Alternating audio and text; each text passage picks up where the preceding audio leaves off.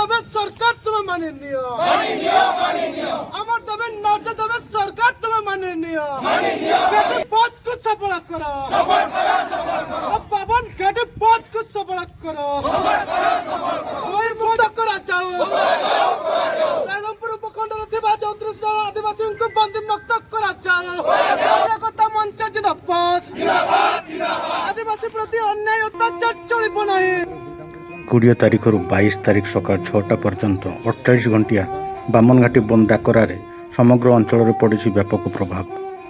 ମୟୂରଭଞ୍ଜ ସର୍ବଦଳୀୟ ଆଦିବାସୀ ଏକତା ମଞ୍ଚ ପକ୍ଷରୁ ବହଳଦା ଘଟଣାରେ ଗିରଫ ହୋଇଥିବା 34 ଜଣ ନିରୀହ ଆଦିବାସୀଙ୍କୁ ନିର୍ଦ୍ଦୋଷରେ ମୁକ୍ତ କରିବା ଦାବିରେ ବିଷୋଇ ବ୍ଲକ ଛକରେ ଶହ ଶହ ଆଦିବାସୀ ମହିଳା ପୁରୁଷ ଏକତ୍ରିତ ହୋଇ ଜାତୀୟ ରାଜପଥ ଅବରୋଧ କରି ପ୍ରତିବାଦ କରୁଛନ୍ତି। ଏହି ବନ୍ଦ ଡାକରାକୁ ବିଜେଡି ଜେଏମଏମ୍ ସମର୍ଥନ କରି ବନ୍ଦ ଡାକରାରେ ସାମିଲ ହୋଇଛି।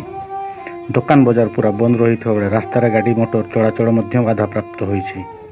ବନ୍ଦର ପ୍ରଭାବରେ ସାଧାରଣ ଲୋକଙ୍କ ଦୈନନ୍ଦିନ ଜୀବନ ଉପରେ ପଡ଼ିଛି ସିଧା ପ୍ରଭାବ। Bureau report, RK media.